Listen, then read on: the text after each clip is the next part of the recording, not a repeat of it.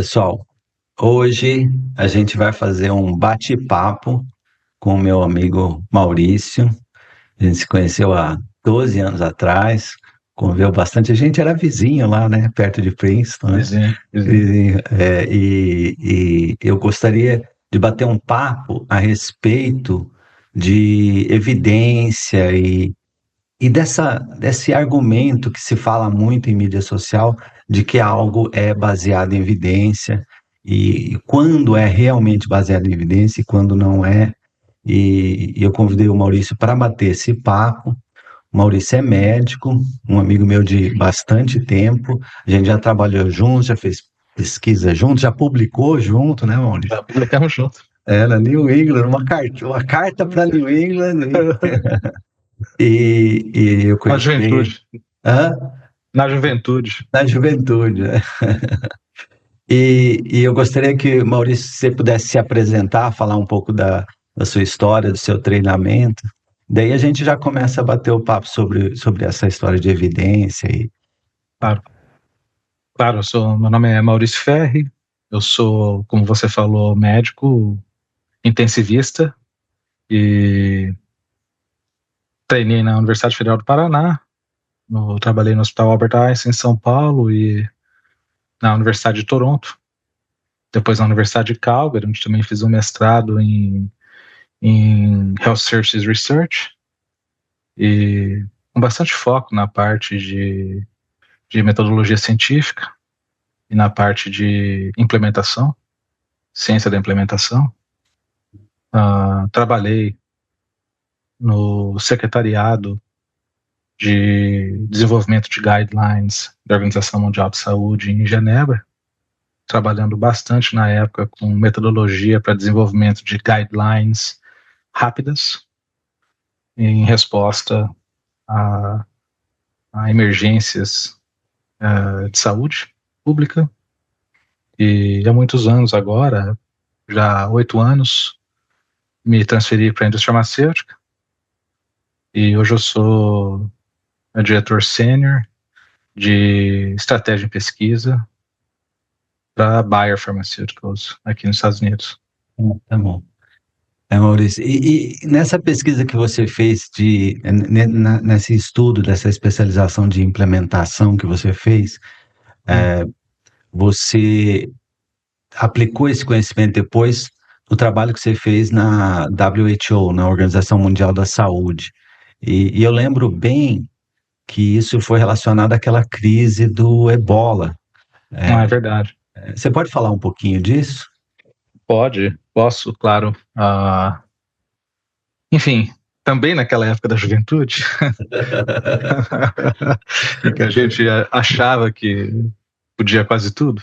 É verdade. Eu fui clínico numa unidade de tratamento de Ebola da Organização Mundial de Saúde, lá na fronteira de Serra Leoa com a Libéria, logo no comecinho da crise. Daquela crise em junho, e naquele verão do hemisfério norte de 2014. E trabalhei lá tanto como médico na linha de frente, cuidando dos pacientes, como Public Health Officer, em que a gente tentava implementar, enfim, do jeito da realidade local, implementar medidas para screening de pacientes e pelo menos cuidados gerais para a população e para os profissionais de saúde que estavam encontrando esse problema bem difícil naquela época lá. E nessa fiquei na Organização Mundial de Saúde em várias atividades, a maior parte delas envolvidas ou com desenvolvimento de recomendações da Organização Mundial de Saúde, né? Naquele momento, uma guideline da Organização Mundial de Saúde precisava de todo o processo normal de uma guideline, então a priorização de quais seriam os tópicos, e aí uma revisão sistemática, ou duas, feitas de forma bem rigorosa, aí a composição de um grupo de desenvolvimento da guideline, que contava com especialistas e representantes da população e de todos os stakeholders do mundo todo, enfim, demorava 2 anos e meio para, obviamente, com a Organização Mundial de Saúde, naquele momento, tentando ter um papel mais aplicado de resposta prática às emergências de saúde pública. Isso. Ficou muito difícil. Então, todo esse processo, que era muito rigoroso, bem sedimentado, uma reputação muito grande, certo? Todo o grupo do GRADE, né, o pessoal que vinha há anos pensando em como você pega uma evidência científica e transforma numa recomendação clínica, né, trabalhando junto, obviamente ficou claro que todo esse castelo ruiu quando as recomendações precisavam ser dadas de um dia para o outro, porque a situação mudava tanto, porque as recomendações que tinham sido intervenções de saúde mais simples ou mais complexas, drogas ou intervenções de saúde pública, ou qualquer intervenção em saúde, tinham sido estudados num outro ambiente, num ambiente de hospitais acadêmicos de primeiro mundo, certo? E aí a aplicação precisava ser ali. E, enfim, normalmente ninguém prestava muita atenção nisso, porém ali tinha a CNN, a BBC, todo mundo olhando a todos os passos a todo o tempo. Então, todos esses problemas ficaram claros na época. Também teve uma questão de desinformação muito grande, né, Claudio? Só que, para já dar o gancho da questão da desinformação, o que é medicina baseada em evidências e para que ela serve, o papel que ela serve no contínuo do conhecimento que a gente gera e como a gente usa. Toda essa desinformação que teve lá, por exemplo, já vem de muitos séculos, né, milênios, né? A dificuldade da população em lidar com... Porque eu acho que esse é um ponto muito importante. Primeiro que o que é medicina baseada em evidência não é algo simples que você faz um fim de semana correndo. É algo que tem que realmente trabalhar para construir o consenso, né, o guideline, e com as recomendações claras das intervenções que são as melhores para se fazer, dentro de todas as intervenções. Então tem que contextualizar, se tem 10 intervenções, qual que é a melhor? Porque uma coisa pode ter mostrado que funcionou, mas tem 3, 4 outras intervenções que são mais baratas, mais simples, com menos toxicidade, que funcionam melhor. Então, entender qual que é a melhor intervenção para ser utilizada, e aí na hora que você vai pensar numa situação como essa, como a crise do Ebola, como é que você implementa isso na realidade? Que é algo que eu acho que aqui no Brasil as pessoas pensam de uma forma muito intuitiva. A melhor coisa é fazer X. Aí eu vou lá e, da minha cabeça mesmo, começo a fazer.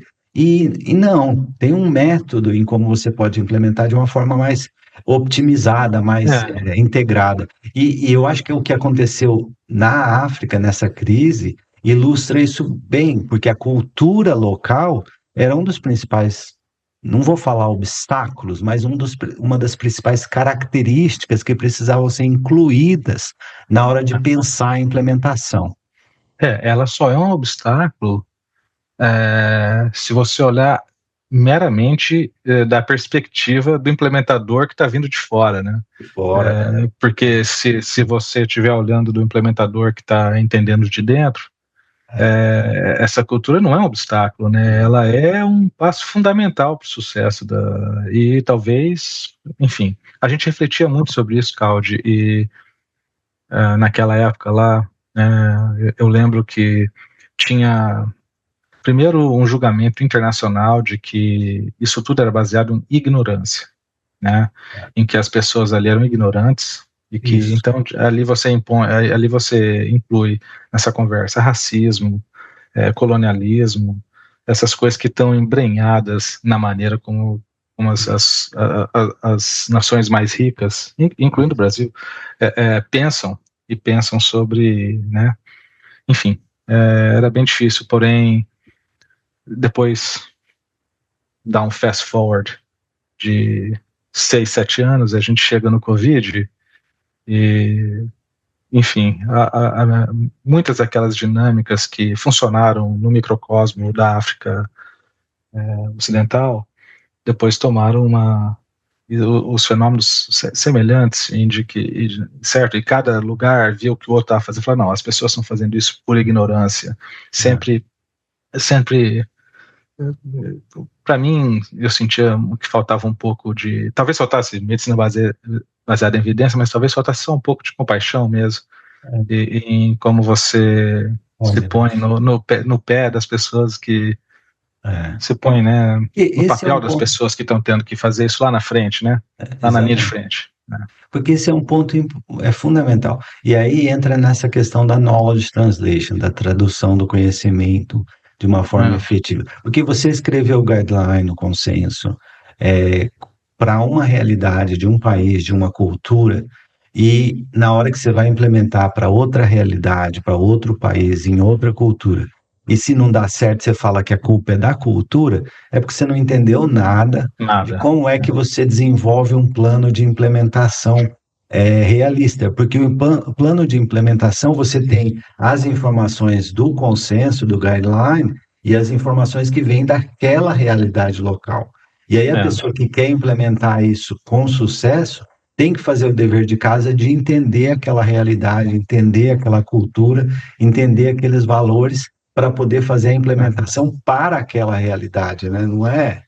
Não é. As coisas não existem num vácuo, né? Mas o que eu sempre me causava bastante estranheza é porque médico em geral, né, Cláudio, a gente convive com isso diariamente. Ou você reflete sobre isso ou não, mas você convive com isso diariamente, né? Você convive com fazer trade-offs o tempo todo, né? Quase nada nessa vida é de graça, quase nada nessa vida em medicina é de graça. Você faz isso, faz aquilo, cobre a cabeça, descobre o pé, e você vai tentando decidir isso. São pouquíssimas situações em que tem uma resposta clara, em que vale a pena você largar tudo na vida para ir atrás dela, porque ela vai te dar o resultado melhor possível sempre. Né? E às vezes as pessoas veem isso de longe, ou elas não estão acostumadas a tomar essas decisões difíceis, elas não são de exceção, elas são decisões do dia a dia, porém às vezes não reflete sobre isso. Enfim, se você parar para pensar, quase todas as decisões que a gente toma são mais ou menos assim, em que você tem que, entendeu, que não tem uma solução absoluta, que você tem que relativizar, que você tem que pensar para frente, que você tem que às vezes trocar isso por aquilo, você tem que, entendeu?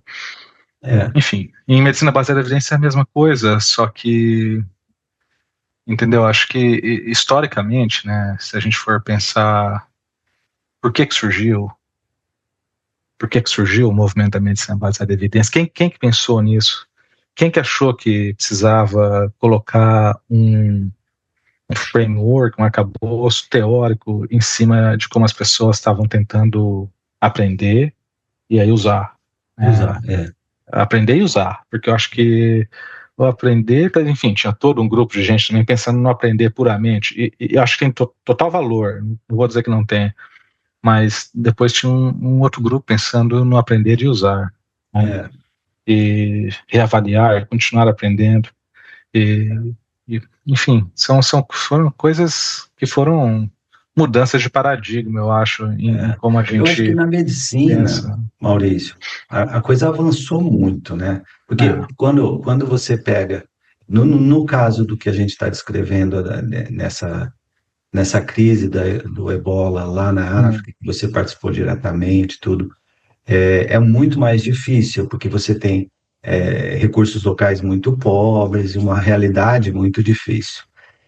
Mas se você pegar a medicina baseada em evidência mesmo, e no caso, a medicina baseada em evidência, que eu tenho muita experiência, porque eu trabalhei 25 anos nessa área, é a oncologia. Então, você pega o NCCN, né, o NCCN Guideline, que é um consenso extremamente bem orquestrado, né? Você pega, por exemplo, um tumor e você tem recomendações específicas para quando o tumor é pequeno, tem metástase ou não, se tem mutação ou não, é muito bem estruturado.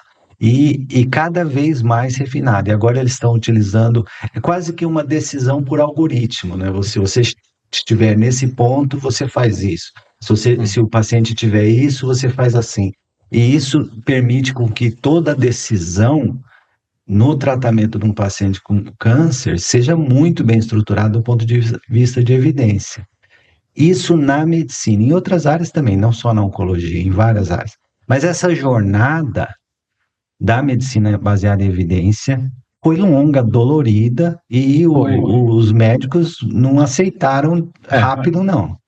E ela começou até, assim, sem saber muito bem, né, Claudio? Eu imagino que outras áreas do conhecimento e de prática também estavam passando por um processo semelhante no pós-guerra, né, em tentar organizar isso, em que há uma explosão dos serviços na Europa, nos Estados Unidos, levando a uma necessidade de melhora. Não, chegou um momento que, historicamente, ficava difícil você aumentar o serviço, parecia que precisava um pouco mais, né? Parecia que precisava colocar um pouco mais de qualidade, parecia que e as pessoas começaram a se preocupar um pouco mais com isso. Enfim, uma coisa vai levando a outra, e na medicina acho que acabou sendo, enfim, como a medicina também a área de oncologia, que eu não faço parte, infelizmente, mas, enfim, trabalhando lá. Né? Sim, não vou falar nada, vou pular esse assunto aí, dá para editar?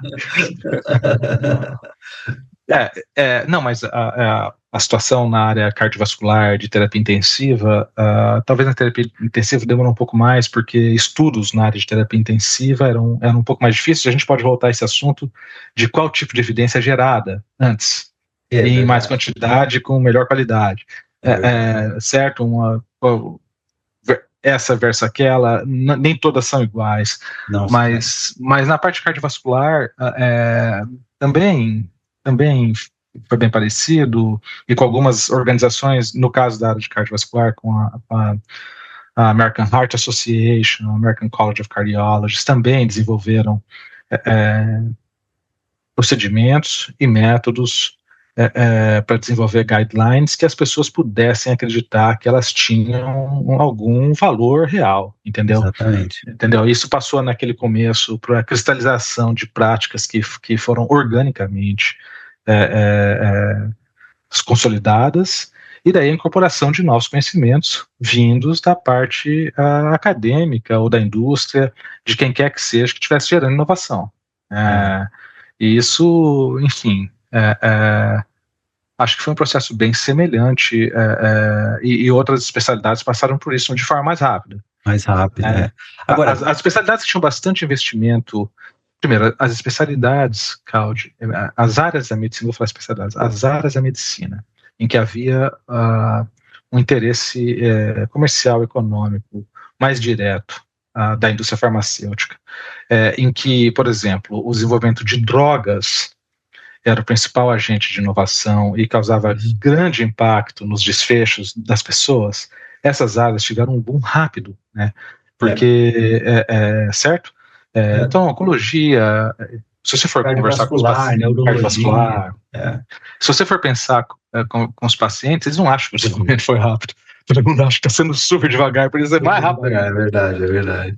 Mas a gente sabe que, em comparação a outras áreas em que não havia tanto interesse comercial, ou que outros tipos de intervenções mais complexas, ou que envolvessem outras modalidades que não fosse o desenvolvimento de droga, essas áreas da medicina, por exemplo, elas tiveram um outro ritmo de desenvolvimento. Porque eu concordo com você, a área que a indústria farmacêutica investiu mais forte, avançou rápido, né?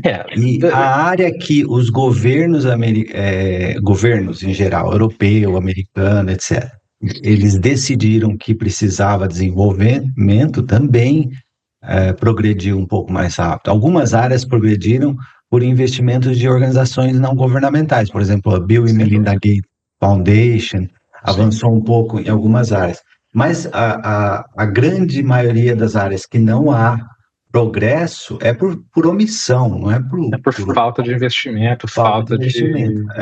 Claro, sem dúvida. Eu acho que um exemplo interessante, polêmico, mas interessante, por exemplo, a questão de intervenções complexas para o problema do desarmamento e de ferimentos por arma de fogo, Isso, por exemplo. Partindo de um desinvestimento do governo americano e uma impossibilidade de investimento através dos mecanismos de funding do governo americano nessa área, né, por questões...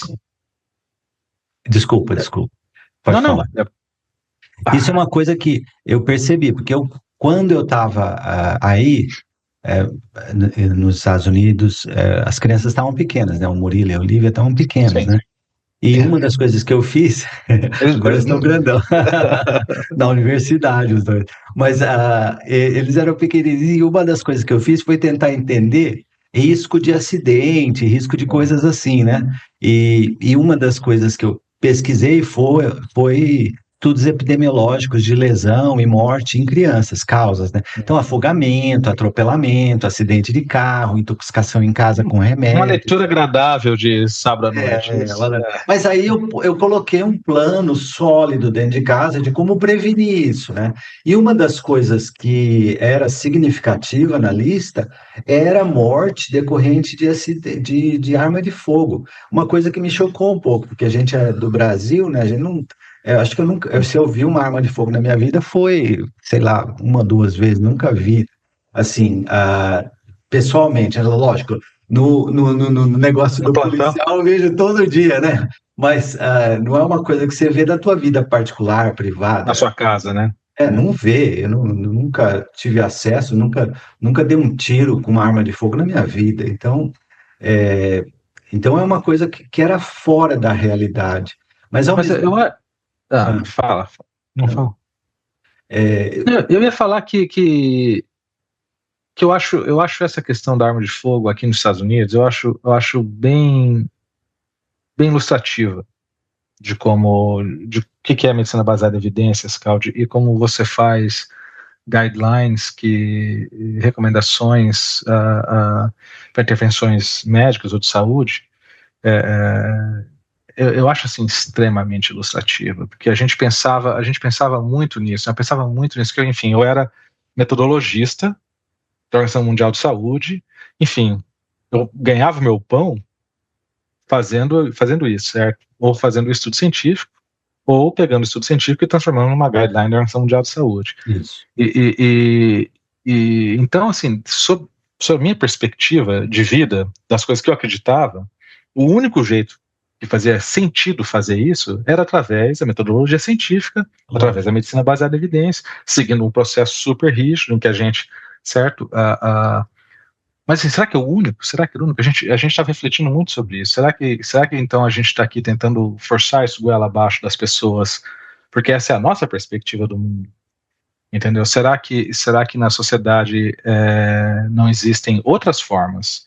Será que realmente outras coisas não têm que ser levadas em consideração, né? Porque eu falo, a parte de saúde pública, a parte de saúde é fácil, a parte difícil é a pública, porque as pessoas têm opiniões, as pessoas têm crenças, preconceitos, né? Tudo isso que a gente mistura e chama de cultura, que a gente estava conversando no começo dessa conversa, enfim, essas coisas são importantes, e a gente não... E levar isso em consideração não é um item num checklist que você vai assim, levei em consideração. Para levar isso em consideração, você tem que realmente levar em consideração.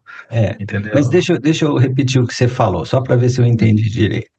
Então, no caso dos acidentes com arma de fogo nos Estados Unidos, pesquisas sérias para a prevenção desses acidentes com crianças não existem praticamente, porque politicamente é um negócio difícil. Impossível de conseguir o dinheiro do governo americano para fazer essas pesquisas. Para fazer essas coisas. Agora, o outro ponto que você falou será que a gente não está pensando em medicina baseada em evidência como uma metodologia e só tem essa metodologia no mundo e a gente está tentando forçar todo mundo a ver a perspectiva sobre essa perspectiva e tem outros jeitos de fazer? Eu acho que eu gostaria de questionar esse ponto, porque, olha, eu acho que medicina baseada em evidência é um método, tá? Se uma pessoa chegar para mim e falar assim, olha, eu tenho um método um pouco diferente de como eu vou pensar, entender esse problema e desenhar intervenções para fazer esse problema melhorar. Qualquer problema, certo? Então, se a pessoa tiver uma outra metodologia diferente e ela questionar essa metodologia, eu acho que a gente está conversando cientificamente. Claro, essa é o próprio, esse é o cerne Aí você pode questionar o método, mas você tem que trazer um método alternativo. Agora, se a pessoa chega e fala que o seu método é uma imposição e a minha opinião é mais importante e está certa, aí o debate deixou de ser científico. Tá? Não estou falando que o debate não científico não tem importância, entendeu? O debate não científico tem importância, mas ele deixou de ser científico, né? Então, se você... Não sei. Eu acho que, do ponto de vista epistemológico, a gente não pode igualar ciência e objetividade, né, Claudio? Porque... Eu acho que pode. Eu acho que não pode. Eu vou te dizer, de novo, a gente pode, mas você está restringindo... você está restringindo uma maneira de ver, entendeu? Mas eu estou considerando o método científico um método que é objetivo, empírico, metódico. Empírico e metódico. Isso eu objetivo, empírico, metódico e falsificável. Eu gosto dessa história do falsificável, a gente sempre... Eu adoro essa história do falsificável. Eu vou fazer uma camiseta assim, viva Karl Popper, né? As pessoas falam, você não gosta de filosofia? Eu gosto. O meu filósofo preferido é o Thomas Kuhn e o Karl Popper. Não, mas, enfim, eu acho que é só... Eu não discordo de você, em princípio. Eu acho que é só... A gente também tende a escolher as definições de todos esses termos que a gente estava usando aí, para que eles sirvam unicamente ao nosso propósito, né? Num bias de confirmação. Eu concordo. Certo? Então, assim, a hora que me convém, eu chamo de objetividade a coisa que me convém. Claro. Certo? E assim vai. Enfim, você pode falar que isso em si é anticientífico. Mas, Maurício, uma coisa é importante. Eu estou aqui no Brasil faz um pouco mais de 6 meses, né?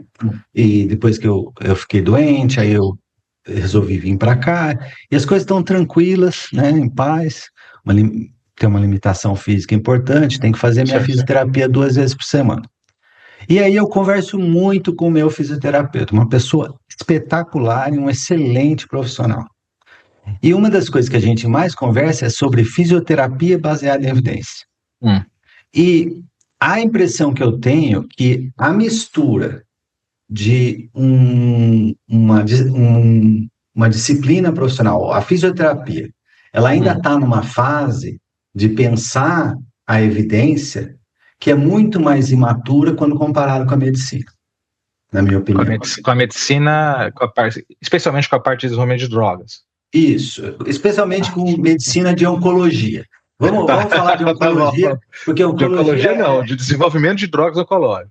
Não é desenvolvimento de drogas, não, porque o guideline, ele fala de recomendação de como você vacina, da dose da radioterapia, do tipo de intervenção cirúrgica, do tipo de follow-up, qual a melhor abordagem em termos de diagnóstico. Então, o guideline do NCCN, ele faz uma recomendação robusta em todas as intervenções oncológicas, diagnóstica, cirúrgica, radioterapia, farmacoterapia, manejo clínico, por exemplo, teria terapia de bem-estar, mindfulness, tem um monte de recomendação. Então, um guideline bem completo, bem robusto, feito de uma forma bem profissional.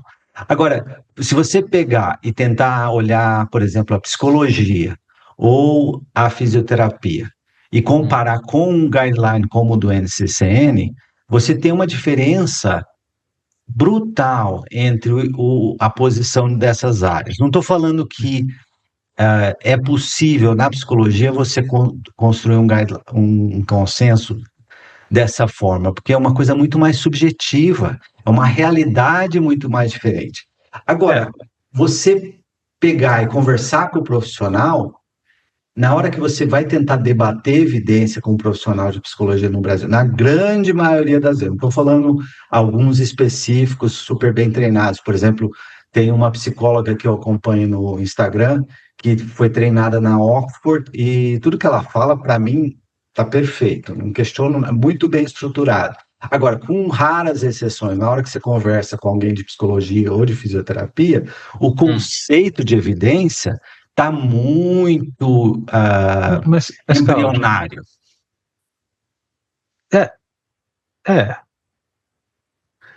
Isso é triste, porque eu não sei. É triste. Eu estou fazendo fisioterapia 2 vezes por semana. É pesado fazer fisioterapia quando você tem esclerose lateral amiotrófica. É pesado.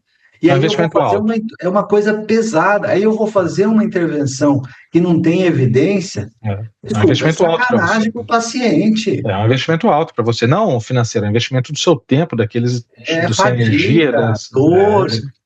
E aí eu estou fazendo uma coisa que não tem evidência. Não, pensa bem, é a mesma coisa, desculpa, é a mesma coisa da história do como é que é aquele medicamento que é usar em Covid, que não tinha evidência nenhuma? Cloroquina, né? Hidroxicloroquina. Não sei se é a mesma coisa. A gente pode voltar lá, porque acho que a gente tocou esse último minuto em 2 pontos que são interessantes. Volta aquele nosso assunto de drogas versus não drogas, estava falando, mas o fato é o seguinte: você tem uma maneira bem clara, bem desenvolvida, quase inquestionável, de fazer um estudo clínico para desenvolver uma droga. Você tem um RCT, que na aplicação, essa metodologia que você vai randomizar, fazer um ensaio clínico randomizado, na aplicação de desenvolvimento de droga, funciona bem. Ele é fácil de implementar. Os anos de operações em ciência, na academia, na indústria, geraram um alto grau de eficiência. A gente fala que não, né? Não, que é super ineficiente a indústria farmacêutica, enfim.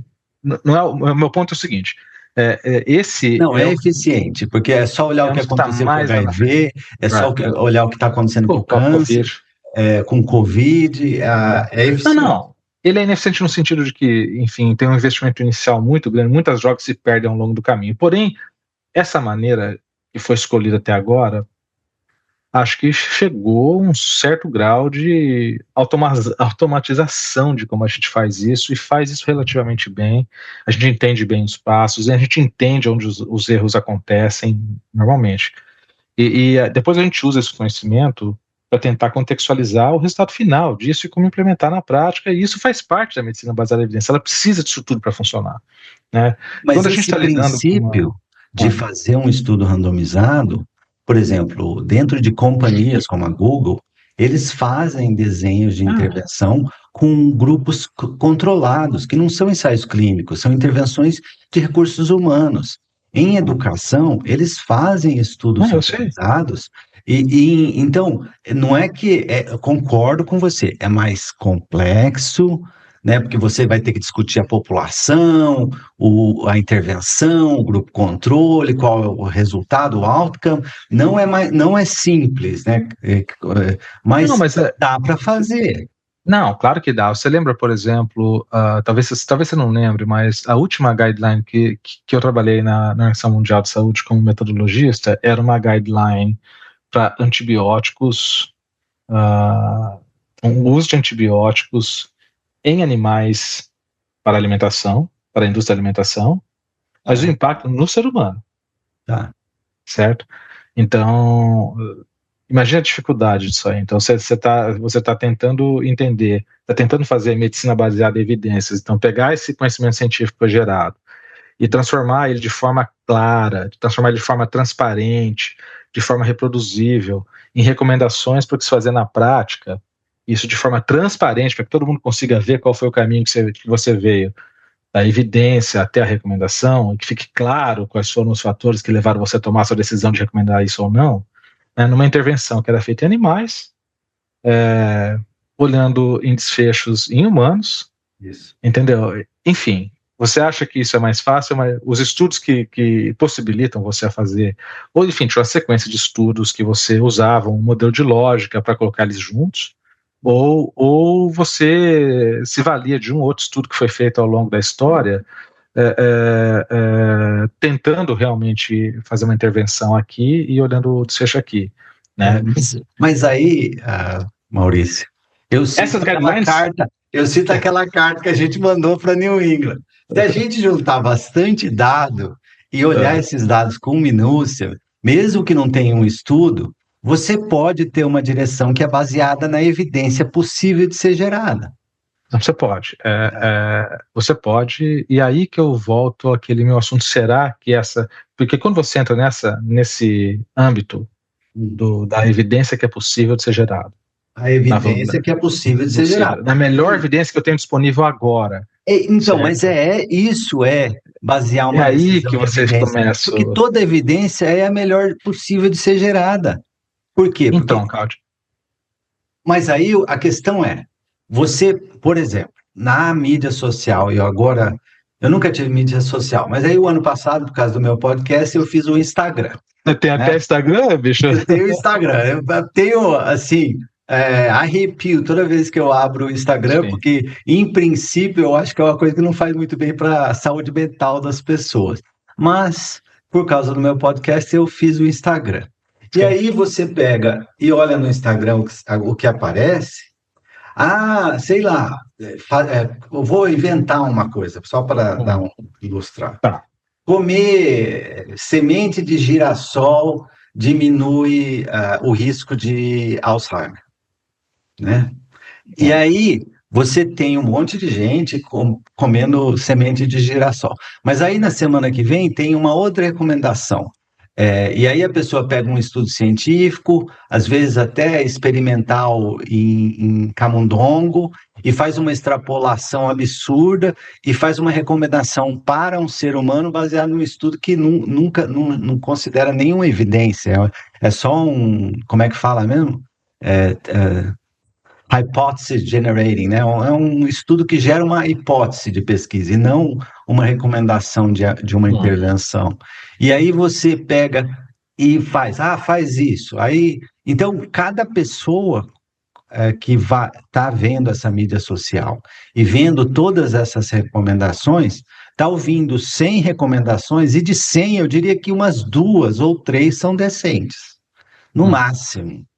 E aí, o que tem? Você tem uma pessoa ouvindo 97% de todas as recomendações, que é barulho. E isso eu acho que é um problema sério. Não, pode ser que seja. Olha, se você concordar comigo, vai ser a primeira vez, hein? Não, Cláudio, eu queria que só as melhores recomendações existissem e tivessem espaço de fala, certo? E chegassem ao ouvido das pessoas, entrassem na cabeça delas e elas seguissem, tipo que naturalmente, certo? Enfim, a gente consegue aqui fazer um exercício de quantas coisas ruins poderiam vir disso também, certo? Se existisse uma hegemonia hegemonia só de coisas boas, certo? Mas Maurício, eu gosto um pouco da diversidade, eu gosto um pouco desse negócio do acesso, eu gosto um pouco da diversidade, eu gosto um pouco do barulho. Não, mas diversidade, quando você faz uma recomendação sobre um assunto que você não sabe, baseado em uma ciência mal construída, mal concebida, mal entendida. Você pega um CRM na hora, daí. Não, e aí a pessoa faz comer semente de girassol, tudo bem, é uma coisa que não vai fazer mal. Agora, tem umas coisas que são, por exemplo, passar um óleo no corpo todo, e um óleo de não sei de onde. Aí a pessoa tem um produto químico naquele óleo que não foi desenhado para passar na pele do corpo todo, e aquele produto químico está sendo absorvido em massa por causa da exposição do tamanho da pele, e aí tem uma toxicidade hepática. Eu estou inventando isso, mas ontem eu estava conversando com um enfermeiro que vem aqui em casa me ajudar, né? E ele trabalha no hospital, e a gente estava comentando um evento que aconteceu recentemente, em que um pessoal usou um produto de limpeza diferente, né? Uma coisa esquisita, diferente, aquela história do jeitinho brasileiro, né? E aí explodiu e 4 pessoas estão na unidade de queimados, né? Então, você pega um negócio mal concebido sem nenhum entendimento do ponto de vista de método e aplica. Isso é extremamente perigoso, porque a chance de uma coisa mal concebida dar errado é muito maior. As coisas bem concebidas dão errado. Sim, isso que eu ia falar. Talvez o número de coisas bem concebidas que dão errado é maior ainda, né? Até porque nas coisas que são bem concebidas, você tem uma possibilidade maior de realmente entender que elas estão dando erradas mais rapidamente, documentar isso bem, né? Então não é incomum, certo? Que nos melhores hospitais que acontecem as piores coisas, né, cara? Porque é nesses hospitais que você está documentando isso e conversando sobre isso e sendo transparente sobre isso, versus a coisa toda passando por debaixo do pano, né? Mas eu não sei, eu acho que essa questão do barulho é um ponto um pouquinho diferente. Em quem tem autoridade de falar sobre as coisas, né, Claudio? O que te dá as credenciais é a autoridade para falar sobre as coisas, e o conhecimento técnico, eu acho que sem dúvida é um deles. Então, importante, certo? Vamos concordar com isso. Eu concordo plenamente com isso. É assim que eu pago a prestação na minha casa, aqui, os boletos, vamos dizer assim. Porém, eu acho que existem outras coisas a considerar. Vamos pensar o exemplo inverso, né, que eu acho que é uma coisa que ficou muito claro também na época do Covid, que aconteceu tanto. Vamos pensar no conflito de interesse. E aí, por exemplo, por que a indústria farmacêutica e a indústria em geral, em outras áreas, investia tanto dinheiro numa área e alguns dos pesquisadores com reputação acima de qualquer suspeito, conhecimento técnico, habilidade de fazer a melhor pesquisa, trabalhavam diretamente com essas indústrias, sempre ficava a pulga atrás da orelha. Uma maneira que, enfim, foi resolvido há muitos anos atrás, mas que foi cristalizado, por exemplo, naquele Guidelines You Can Trust, o Institute of Medicine, de, sei lá, isso foi na década de 90, talvez, não me lembro. A questão da transparência dos conflitos de interesses financeiros, certo? Então, isso cresceu aqui nos Estados Unidos como uma indústria, como é típico aqui nos Estados Unidos, toda uma indústria de você capturar, né, então documentar bem, comunicar, e depois deixar essa comunicação acessível ao maior número de pessoas, e que as pessoas pudessem usar o conhecimento sobre o conflito de interesse financeiro das pessoas que estavam tomando aquela decisão como parte da credibilidade daquela decisão. Exatamente. De forma paralela, eu diria, ou adicional ao conhecimento técnico daquela pessoa. É claro. E quando eu falo que daí tinha uma maneira, a gente está e toda essa questão, ela não tinha sido bem pensada, era como se ela existisse numa sombra, até lá os anos 90, em que talvez a indústria balonou o relacionamento com a academia e foi crescendo, e aí foi necessário, ou a medicina baseada em evidência começou a colocar no papel essas recomendações, que antes eram passadas de boca a boca, certo? Então daí a pessoa ficou claro, essa transparência começou a ficar importante. Então, assim, toda uma área do conhecimento, que era o conhecimento de quais são outras coisas que interferem na sua decisão, que não são só o seu conhecimento técnico sobre essa decisão, sobre esse tópico. E aí veio o conflito de interesse financeiro. Eu acho que é um bom exemplo de como a gente impunha uma maneira, e aí uma outra maneira, não, calma aí, essa maneira que você falou, ótimo, só que bem aqui. Então, mas isso é uma evolução metodológica. Então, você tem um método, né? Na hora Pode ser que seja considerado uma evolução, né? Acho que está tudo, o jeito como a gente descreve essa mudança como evolução, ou como... Mas, por exemplo, no NCC, no Guideline, você tem um painel com dezenas, e dependendo do tumor, quase centenas de pessoas. Sim. E aí você tem especialistas de oncologia, radioterapia, cirurgião, enfermagem, farmácia e representantes de organizações não governamentais de pacientes. Né? Tudo é feito de uma forma super transparente, não tem influência da indústria, porque você tem um firewall contra a indústria, então é separado. Todos as pessoas que participam dos painéis têm que assinar documentos falando se tem ações em alguma empresa, se prover serviço para alguma empresa. Então, o conflito de interesse é descrito de uma forma transparente. Financeiro. Financeiro.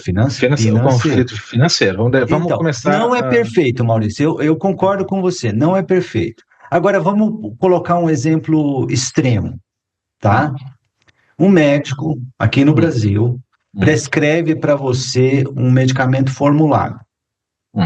Ele fala para você que ele está ganhando uma comissão da farmácia de formulação?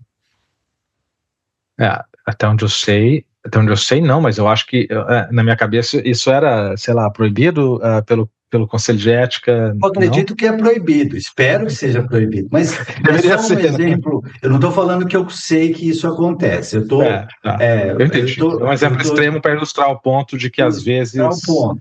Então, a gente tem que entender que eu acho que nenhum modelo é perfeito. A questão é, o modelo é útil e ele é efetivo, e eu acho que na hora que você vê guideline, por exemplo, de doença infecciosa, né, guideline de doença cardiovascular, onde você vê a mortalidade caindo, você vê os pacientes tendo resultados melhores. O câncer, agora a mortalidade está caindo por vários anos seguidos. A expectativa de vida explodiu, o melanoma nos últimos 10 anos, a expectativa de vida aumentou mais que 10 vezes, né, e a cura do tumor metastático acontece uma fração significativa dos pacientes. Então, eu acho que o progresso acontece dentro de uma metodologia imperfeita, mas em constante melhoria. Eu acho que essa foi a grande sacada a sacada do método científico, né, cara? Esse autoquestionamento, nesse ponto a gente concorda. O problema é que a gente sempre tem esse julgamento em momentos específicos do tempo, né, Cláudio? Sobre situações anedóticas, né? Sobre situações anedóticas, como dois bons médicos conversando, né? Você tem que fazer um ponto extremo justamente para ficar bem claro. A diferença. Mas aí que tá. E esse é outro ponto que eu acho que é sério na mídia social. Porque a minha preocupação agora com esse podcast e as iniciativas que eu estou tendo é como é que eu passo informações relevantes para as pessoas terem um resultado, aprender, crescer, etc. E de uma forma cientificamente robusta, dentro de uma cacofonia de gente. Primeiro que o cientista, o médico, que realmente sabe o assunto, ele nunca é incisivo. O fato de você sempre questionar, você olha para cima assim e questiona, não, será que é assim e tal? Isso só demonstra o grau de experiência e conhecimento que você tem na área. Você sabe as ambiguidades, as nuances, as incertezas. Quando a situação... Dá errado, em saúde pública dá errado. Agora, quando você não sabe nada, você é convicto, né? Você tem certeza absoluta, né? E aí essa convicção com o acesso na mídia social e a falta de filtro técnico, as pessoas não sabem discernir alguém que está falando dos conflitos de interesse, baseando a recomendação num consenso, utilizando medicina baseada em evidência sólida, principalmente estudo randomizado, da pessoa que está fazendo isso para conseguir like e ganhar dinheiro Mas deixa eu colocar então uma situação, já que a gente está usando esse mecanismo, essa figura de linguagem da hipérbole, usando exemplos extremos para ilustrar os nossos pontos. Esse é o tom da nossa conversa hoje. Mas esse é um debate, né? Esse é o debate. Vamos lá. E a situação em que não existe uma... Veja bem, é provável que a maior parte das decisões médicas você tem que tomar com... Assim, chamar de dados imperfeitos ou conhecimento parcial é até um exagero, né? Em que você tem que tomar, em que você não tem um conhecimento total da situação. Então, se você tem dados não só imperfeitos, mas claramente incompletos. Isso. E aí você tem uma total falta de esperança de que esse dado vai existir no futuro próximo, porque ninguém vai investir nele mais, porque, enfim, esse conhecimento, apesar de incompleto, impreciso, e todas as palavras começadas em ninguém vai fazer esse estudo mais, entendeu? E mesmo assim você tem que tomar uma decisão, porque o grupo de guideline, eu quando estava lá em Genebra, decidindo se a gente ia fazer qualquer que fosse, eu falava, olha, esse tópico a gente não vai poder incluir na guideline porque a gente fez a revisão sistemática e não tem estudo. Aí não incluiu o tópico, bicho. Só que aí, e o médico pode fazer isso? O fisioterapeuta faz o quê, então, se não existir uma sólida base de conhecimento? Mas são duas coisas separadas, né? A ausência de evidência e a afirmação de que uma recomendação é baseada em evidência, sendo que se você examinar a evidência da pessoa falando isso, ela não resiste a 2 minutos de debate crítico. Com você não resiste nem a 30 segundos, tá? Já morre. Elas são completamente separadas do ponto de vista conceitual, mas na cacofonia, para usar o seu termo, na cacofonia, no barulho da prática clínica, da vida do dia a dia, em que os problemas de saúde também não estão só compartimentalizados na área de saúde, certo? As soluções dos problemas de saúde não estão compartimentalizadas só na área de saúde, elas não são só bem prescritas por médicos, são indicadas por médicos, profissionais de saúde, tudo isso misturado, as coisas que tem, as coisas que não tem, as coisas que existem, as coisas que não existem, elas são todas, e elas estão ali, vivendo juntas, entendeu? Mesmo que os argumentos sejam fracos. Então, mas aí, Maurício, eu acho que nessa situação é quando a população em geral precisa de ajuda, certo? Então, por exemplo, eu era a pessoa que tinha 2 crianças pequenas, lá nos Estados Unidos. E o que eu queria? Eu queria implementar um plano para reduzir o risco de acidentes com os meus filhos. Eu fui atrás de consensos e fui atrás de recomendações específicas. Eu não pensei. Eu achei um guideline do Canadá, um da Austrália e os papers da Sociedade Americana de Pediatria. E aí eu peguei, fiz um checklist, fiz uma lista de coisas e comecei a implementar. Sabe, aquela coisa de obsessivo compulsivo. Eu sei bem. Você me conhece, né? Aquele cara eu sei bem, chato, né? Aí foi lá e fui implementando. Graças a Deus, meus 2 filhos nunca tiveram, assim, nunca tomaram remédio errado, nunca se intoxicaram com um produto de limpeza, nunca, sabe? É uma coisa bem estruturada. E então, isso é uma coisa importante, né? E, por exemplo, eu fui muito obsessivo em relação ao cuidado com as crianças no carro, né? Porque uma das principais causas de morte em criança é acidente de carro. Né? Então, colocar a cadeirinha com o cinto certo, etc. Fui muito cuidadoso com isso. E aí eu soube o que fazer diante de uma situação baseando numa recomendação metodologicamente robusta que tinha evidências do que funcionava. Tinha estudo randomizado, controlado, mostrando isso. Eu duvido, seria até antiético, né, fazer um estudo randomizado sobre acidente com criança. Mas tinha uma evidência razoavelmente boa sobre quais as principais causas e quais as intervenções principais para diminuir esse risco. E eu acho que se a população em geral tiver acesso a pessoas que façam recomendações, que entendam conceitualmente o que é algo realmente baseado em evidência, os resultados para a população vão ser melhores. E eu não estou falando só de medicina, em economia, por exemplo, né, tem um monte de gente, né, que joga na loto, né, por exemplo. Né? Se pegar esse dinheiro e aplicar numa poupança toda semana, a pessoa vai ter muito mais dinheiro no final do que jogar na loto toda semana. Então tem um monte de coisas da parte financeira, saúde. Você lembra o dia que a gente teve essa conversa sobre knowledge transfer? Eu lembro. Você lembra esse dia? Ele falou assim, não, ótimo, porém, entendeu? Acho que knowledge transfer, por exemplo, eu conheço e estou te passando essa recomendação para você fazer, knowledge transfer de mim para você. Não é que não é efetivo, certo? Enfim, assim caminha a humanidade. Não é que não é efetivo, mas hoje em dia a gente tem uma boa noção, pelo menos na área de saúde, a gente tem uma boa noção do range de effect size que vai ter uma iniciativa de knowledge transfer, certo? Não é 0, só que não é 100. Não, entendeu? Não é 100.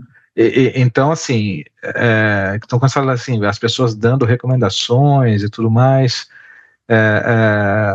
a gente está só tentando cavucar aquele, né, num Mas, total Maurício, eu posso falar uma coisa para de você? conhecimento para ação, aquele total que Ainda vem do bem nosso que é chefe, assim. Você ainda bem já que é assim, imaginou se o ainda bem que é knowledge assim. transfer fosse 100%, considerando que 97% do que vem na É mídia uma social é bobajada. bobagem, ia ser uma catástrofe. Ainda bem que as pessoas. Não é que ainda bem, não é por acidente que as coisas são assim, Claudio. Ah, Isso não é por acidente, isso é um conhecimento cultural na sua entranha, que existe com o desenvolvimento da humanidade, entendeu? Ele só não está bem articulado na academia atual, mas é óbvio que as coisas são assim justamente por causa disso, porque nenhum desses fenômenos são novos, né, cara? Então, só que agora você, por exemplo, está tentando articular isso de forma que você consiga documentar, reproduzir, certo? Voltar e tentar melhorar. Então você documenta, você consegue medir, consegue, né, documentar, medir, melhorar, medir de novo. É isso que você está tentando fazer, mas as pessoas já faziam isso, né, cara? É no fio do bigode. Não, você tinha outras maneiras intuitivas da credibilidade que não precisava ter um formulário de conflito de interesse financeiro do seu Zé, que era o farmacêutico lá em Borrasópolis. não precisava, mas uma pessoa que está fazendo uma recomendação para uma população grande através da mídia, e que tem acesso a milhões de pessoas, por exemplo, seria interessante, e muita gente é profissional, sabe? Mas acontece que você tem um profissional que tem um conflito de interesse e não descreve o conflito de interesse, o que ele ou ela afirmam é algo baseado na opinião pessoal, não é um consenso, e aí faz uma certa recomendação. Então, é muito barulho, eu acho, é muito barulho. E eu nunca, não sabia que era assim, porque eu só tive acesso a Instagram agora, faz um ano, né? E eu fico no Instagram mais ou menos uns 10 minutos por dia, só para eu faço uma amostra do que está acontecendo, vejo e eu saio com aquela sensação, assim, ruim, porque eu não aprendi nada, né? E, e eu fico assustado, porque a média na mídia social do Brasil é 3 horas mais de 3 horas e meia por dia, na média. De tempo de exposição à A mídia mídia social. social, entendeu? Que é mais de 1 hora acima da média mundial, e os países que são os primeiros colocados são todos países subdesenvolvidos, e o Brasil está lá em, sei lá, em segundo, terceiro colocado, é um dos que está lá em cima. Tá certo que essa amostra é meio distorcida, porque eles contam o tempo na mídia social do WhatsApp, e o WhatsApp é usado pesadamente aqui como com um negócio, sabe? Como meio de comunicação, como comunicação de cliente com profissional. Então, distorce um pouco. Eu gostaria de ver os dados assim um pouco mais profundamente. Mas, independente disso, o tempo na mídia social é alto, né? 3 horas por dia parece muito até para fazer uma coisa boa, né? Parece muito. Não, imagina se você ficar 3 horas por dia fazendo Kumon, vendo 90 segundos, vídeos de 90 segundos. Não. Se você ficasse 3 horas por dia fazendo coisas boas, já ia ser muito. Imagina, se você fizer 20 minutos de meditação, 40 minutos de caminhada perto de um mato, ouvir música por meia hora e conversar com os amigos o resto do tempo, nossa, sua vida vai explodir, é um espetáculo, né? Arrumasse a sala, varresse o chão. Organizasse a casa. Mas assim, enfim, talvez a natureza dessas conversas de podcast, ela é assim, meio não scripted, né? Porque a gente, que essa natureza da nossa conversa também sempre vai para tudo quanto é lado, né? Tudo quanto é lado, não. E a gente nunca concorda com nada, né? Não. eu acho que a gente concorda. A gente concorda em algumas coisas, não é que a gente não concorda com nada. Não, eu acho que a gente debate bastante, isso é muito legal. E eu acho isso natural. Se você pensa cientificamente, debater é natural como conversar, né? Mas para as pessoas, isso é uma outra coisa interessante também, né, Cal, de como isso muda a forma como você lida enfim, que não me fugindo da palavra em português, com as pessoas que discordam com você, né, de você. Como você lida com isso, né, enfim, eu estava assistindo o US Open, tá rolando agora o campeonato de tênis, e você vai assim, cara, se eu passasse uma vergonha dessa, fazendo uma coisa que em teoria eu sou um expert, na frente de 25 mil pessoas, e faço uma besteira dessa, isso você vai ficar completamente mortificado. O jogador de tênis profissional simplesmente limpa o suor, fica ali preparado para o próximo saque, e assim vai, né? Acho sempre isso. Eu acho que com argumentação é parecido, porque, enfim, pra gente é absolutamente normal, né? Você tá ali, a pessoa vem na câmera, você falou, está errado, por causa disso, por causa disso, por causa disso. Mas aí você tem que ver que tanto eu como você temos uma formação científica longa e ambos temos treinamento clínico também, né? Eu trabalhei como atendendo paciente em nefrologia, fazendo transplante por 15 anos, né? Então, e você trabalhava na terapia intensiva. Então, debater ideias e posições de uma forma crítica e focando no argumento e não tornando esse debate algo pessoal, é uma coisa super natural, tanto para o médico que leva a sério a profissão, quanto para o cientista, né? Agora, se eu, por exemplo, eu voltei agora para o Brasil e comecei alguns debates com algumas pessoas, né? E aí eu descobri que isso não é uma realidade aceitável aqui, né? Se eu falar, por exemplo, eu perguntei para uma pessoa, né, se é ético você fazer uma intervenção em psicologia que não tem evidência. Né? Se é ético. Isso é interessante, a questão do se é ético. Ético, eu fiz essa pergunta. Então, por exemplo, a psicanálise, ela nunca conseguiu, da forma como o Freud fazia, tal, ela nunca conseguiu ser falsificável, né? Ai, meu Deus, ela veio essa história de falsificar de novo. Ela não tem o estudo randomizado, controle, assim, não é uma coisa que você consegue provar que metodologicamente funciona. Então, isso é uma briga antiga, viu? O Karl Popper criticava o Sigmund Freud, é uma coisa bem antiga. Então, como é que você faz psicoterapia, psicanálise, baseada em Freud, com livre associação, fica procurando trauma na infância, para uma pessoa que está tendo crise de pânico? Se você tem uma intervenção específica, com terapia cognitivo-comportamental, talvez uma medicação, meditação, mindfulness, né? Então, você tem várias evidências em várias outras intervenções que mostraram que você consegue controlar isso. E eu vi isso bem, né, na minha vida pessoal, nas pessoas que eu conheço. Sim. Uma delas teve uma crise de pânico e fez terapia cognitivo-comportamental, meditação, yoga, terapia de grupo, né, com counseling, e usou medicação específica para aquilo. Em questão de 6 meses, não teve mais pânico e sarou faz mais de 10 anos.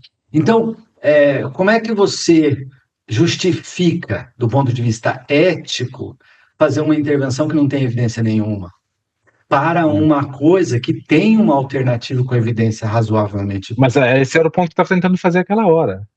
Para uma coisa que tem. Isso. Porque para uma coisa que não tem, que é uma boa parte delas, é que você não tem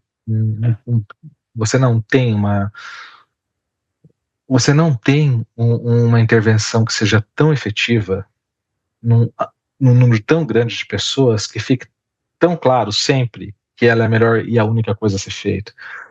Naquele momento, que é essa outra questão que às vezes a gente esquece, que os estudos não olham bem, naquele momento da trajetória do paciente e da doença, e como eles se interceptam. É difícil, Claudio, eu vou te falar a verdade. Quando não tem alternativa, eu acho que é um pouco mais aceitável. Então, mas aí que é o problema, né, cara? Porque aí que aí agora é só julgamento. Tudo isso é julgamento. É tudo julgamento do profissional agora, né? Julgamento não. Se você tiver uma situação específica. Peraí, vamos. Agora eu não concordo, não, né? Você pega, por exemplo. Até agora eu estava concordando com tudo, agora você não concorda. Peraí, não acho que é um julgamento. Você tem uma situação específica, que nem esse exemplo que eu dei. Tá? Ou fisioterapia, por exemplo, fisioterapia para AVC ou para ela, né? Que tem um monte de estudos. Aí você vai e faz uma técnica que não está fundamentada, mas é uma técnica que é a técnica que você foi treinado, e essa que você usa e acabou. Então, isso é ético? Eu acho que não. Se a pessoa não souber ou se ela souber? Se ela não souber, é um pouco menos grave. É moral, mas é antiético. Aí eu acho que tem um problema mais profundo, sabe? E isso é uma coisa assim, vamos falar de medicina baseada em evidência, ou fisioterapia baseada em evidência, psicologia baseada em evidência, educação baseada em evidência, qualquer dessas áreas, política pública baseada em evidência, né? Você pode falar de todas essas áreas, como você vai buscar a evidência de maior qualidade para fazer uma intervenção decente. A grande maioria das situações não tem evidência, concordo. Mas nas situações que a evidência existe, eu acho que a gente tem a obrigação de procurar essa evidência. Agora, dando um passo para trás, o profissional brasileiro não recebeu nenhum treinamento do que é pensar criticamente. O profissional brasileiro não, né, Claudio? O profissional de saúde no mundo todo. No mundo todo, né? Nos Estados Unidos. Vamos deixar claro que você está falando brasileiro, porque a gente está conversando sobre a situação do Brasil. Estou fazendo. Acho que não tem nada especial sobre o profissional brasileiro. Não tem nada especial. Nós que convivemos com profissionais do mundo todo, gente treinada e que pratica no mundo todo, eu acho que a situação é bem semelhante. Bem semelhante. Em graus diferentes, mas é bem semelhante. Bem semelhante. Talvez. Ninguém resolveu esse problema. Não, talvez alguns países você pode argumentar que a situação é bem melhor. Por exemplo, se você for nos países do norte da Europa, onde, sabe? Mas uma coisa eu acho importante. A pessoa não recebe treinamento em pensamento crítico no colegial, no ginásio e na faculdade. Ele recebe o treinamento técnico, não recebe treinamento de pensamento crítico. Então, na hora que você fala que a pessoa tem que ser objetiva, metódica, empírica e falsificável, você está falando grego. Não, mas, nesse caso, você está falando bastante coisa grega. Bastante coisa, metodologia grega. Né? Mas é grego. E além de ser grego do ponto de vista conceitual, semântico, é grego no sentido de como é que eu aplico isso na minha vida. Eu não sei nem como implementar isso. Então, e aí você pega e treina a pessoa tecnicamente, ela faz uma metodologia a vida inteira, alguém chega para ela e fala assim, olha, desculpa, a tua metodologia não tem evidência. E aí, como é que essa pessoa se adapta?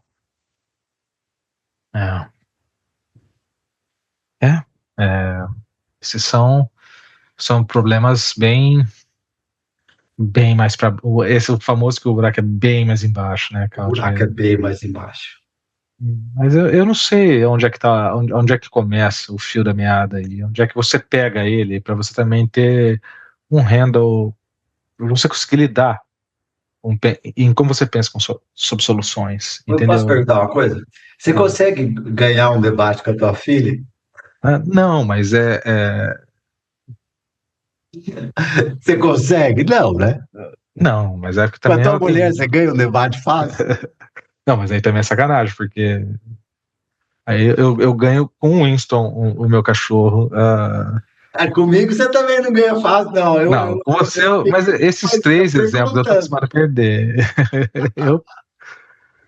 Então, mas é que eu não começo querendo ganhar, também tem essa, né, Claudio? Não, mas ganhar... o que eu quero dizer, ganhar um debate com pensador crítico Você ganha quando você aprendeu, né? Mesmo que você estivesse errado, né? Principalmente quem perdeu acha isso, né? Mas por exemplo, quando eu debato com os meus filhos, eu sempre tento entender o racional deles, e o racional deles geralmente é muito sólido. O que eu acho É para mim é sempre possível você refreshing. treinar um jovem a pensar criticamente cedo.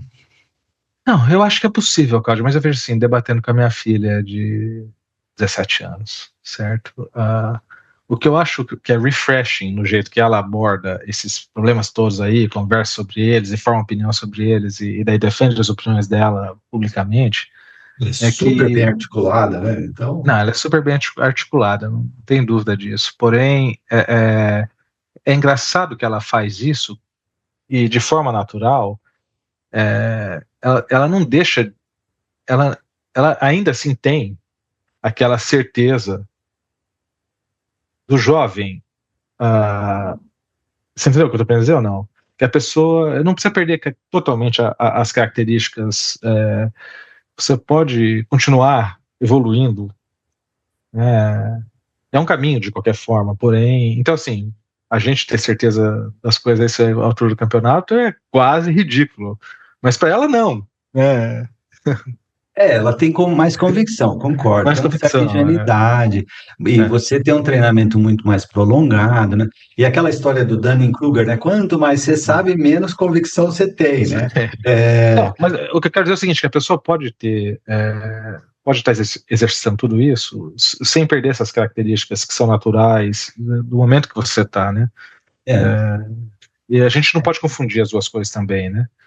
Então, mas eu acho Você tem que ter um pouquinho de compaixão enquanto está ouvindo o que a outra pessoa está falando. claro, É, não, é, gentileza e compaixão é. sempre, não Mas é questiono, difícil implementar a gentileza e compaixão, eu é acho. difícil. Agora, gentileza e compaixão é diferente de você deixar os teus princípios de pensar Hum, criticamente de lado para se adaptar a outra pessoa, né? Então, hum, eu gostaria muito de poder ter conversas em que as pessoas cheguem no final e falem: olha, eu entendo a sua perspectiva, mas eu não concordo.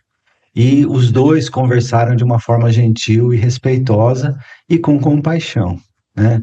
E porque se você, por exemplo, no problema de implementar um protocolo e consenso na África, se você não tiver compaixão e respeito, você não vai conseguir fazer nada, né? nada. Que foi o Nada. caso. Foi o Exatamente. Que caso. normalmente é o caso. Normalmente.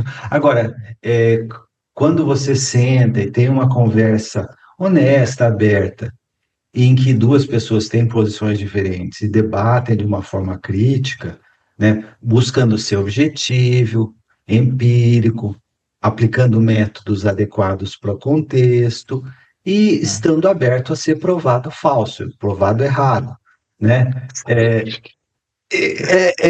Eu É acho um que jabaculê para falsificação. Ele tinha que colocar no final. Tá vendo eu tão vou bem? fazer camiseta, viva K-pop!